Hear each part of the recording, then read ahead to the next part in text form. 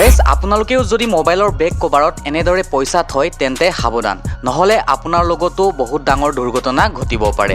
আজিৰ এই ভিডিঅ'টোত মই আপোনালোকক দেখুৱাম যে মোবাইলৰ বেক কভাৰত কিয় পইচা থব নালাগে। লগতে গাইজ আজি মই আপোনালোকক এনেকুৱা এখন ট্ৰাক গাড়ী দেখুৱাম যিটো গাড়ীক চলাবলৈ জখলাইদি ওপৰলৈ উঠিবলগীয়া হয় আৰু সাইজটো দেখাত পাহাৰৰ সমান ওখ।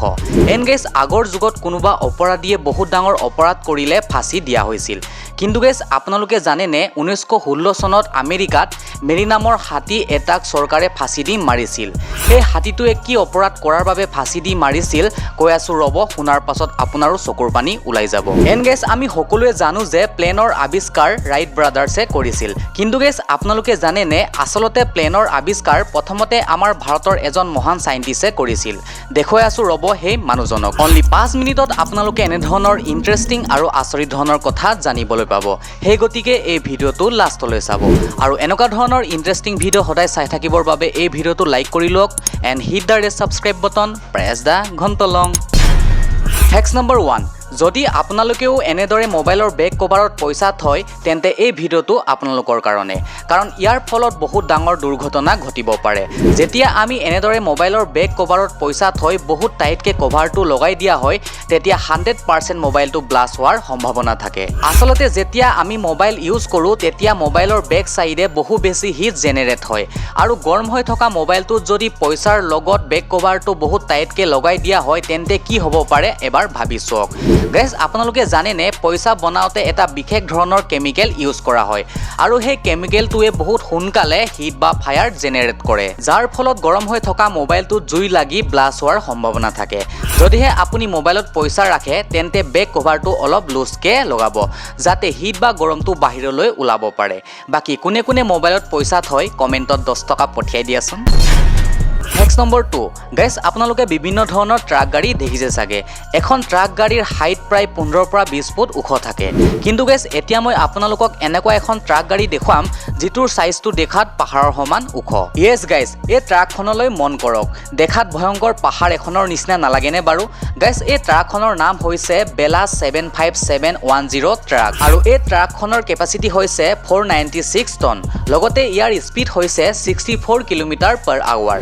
গাইজ আপোনালোকে জানেনে এই ট্ৰাকখন চলাবলৈ জখলাইদি ওপৰলৈ উঠিবলগীয়া হয়। পৃথিৱীৰ চবতকৈ ডাঙৰ ট্ৰাক হিচাপে এই ট্ৰাকখনৰ নাম গিনিজ বুক অৱ ৱৰ্ল্ড ৰেকৰ্ডতো নাম আছে। ফেক্ট নম্বৰ 3, মানুহে পাপ কাম কৰিলে এদিন মৰাৰ পাছত জমে শাস্তি দিয়ে বুলি আপোনালোকে শুনিছে চাগে। এইটো কথা অনলি শাস্ত্ৰতহে লিখা আছে, কোনেও ভালদৰে প্ৰুফ দিব নোৱাৰে। আগৰ দিনত কোনোবাই কিবা ডাঙৰ অপৰাধ কৰিলে জমতকৈ আগতে চৰকাৰে নিজে শাস্তি দিছিল। কিন্তু গাইজ আপোনালোকে জানেনে 1916 চনৰ 13 ছেপ্টেম্বৰ তাৰিখে আমেৰিকাৰ চৰকাৰে মেৰী নামৰ হাতী এটাক এটা সাধাৰণ অপৰাধৰ বাবে ফাঁচি দি মাৰি পেলাইছিল। আচলতে গাইজ আমেৰিকাৰ এটা চাৰ্কাছত মেৰী নামৰ এই হাতীটোৱে কাম কৰিছিল।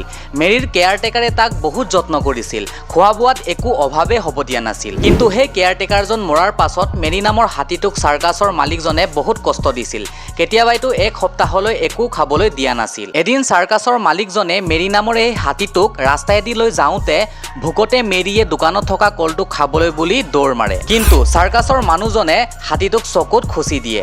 বেচেৰাই ভোকত কষ্ট পাই থকা হাতীটোৱে খঙতে মালিকজনক গছকি মাৰি পেলায় আৰু এই অপৰাধটোৰ কাৰণে আমেৰিকা চৰকাৰে মেৰী নামৰ হাতীটোক ফাঁচি দি মাৰি পেলাইছিল। গাইজ আপোনালোকে কমেণ্ট কৰি জনাবচোন ভুলটো আচলতে কাৰ আছিল। ফেক্ট নম্বৰ 4, কম সময়ৰ ভিতৰত দূৰ এটা জেগালৈ যাবলৈ আমি প্লেন ব্যৱহাৰ কৰোঁ। আজিকালি টেকন'লজি ইমানেই এডভান্স হৈ পৰিছে যে মানুহৰ ডাঙৰ ডাঙৰ কামবোৰ বহুত সোনকালে আৰু সহজতে সমাধান কৰিব পাৰি আৰু এই সকলোবোৰ সম্ভৱ হৈছে কেৱল মহান চাইণ্টিষ্টসকলৰ কাৰণে। কিন্তু গাইজ আপোনালোকে জানেনে প্ৰথমতে প্লেন কোনে আৱিষ্কাৰ কৰিছিল আৰু পৃথিৱীৰ প্ৰথম প্লেনখন আপোনালোকে কেতিয়াবাই দেখিছেনে? ৱেল গাইজ ইতিহাসৰ মতে 1903 চনত ৰাইট ব্ৰাদাৰ্ছ নামৰ 2জন চাইণ্টিষ্টে প্লেন আৱিষ্কাৰ কৰিছিল। কিন্তু গাইজ আপোনালোকৰ নলেজৰ বাবে কৈছোঁ ৰাইট ব্ৰাদাৰতকৈও 8 বছৰ আগতে আমাৰ ভাৰতৰ এজন মহান সাইণ্টিষ্টে প্লেন আৱিষ্কাৰ কৰিছিল। কিন্তু সেই সময়ত এতিয়াৰ নিচিনা ছ'চিয়েল মিডিয়া নাছিল কাৰণে তাৰ এই মহান কামটো সমাজৰ মাজত পপুলাৰ নহ'ল। আৰু গাইজ আপোনালোকে যদি পৃথিৱীৰ প্ৰথম প্লেনখন নাই দেখা তেন্তে এইটো চাওক।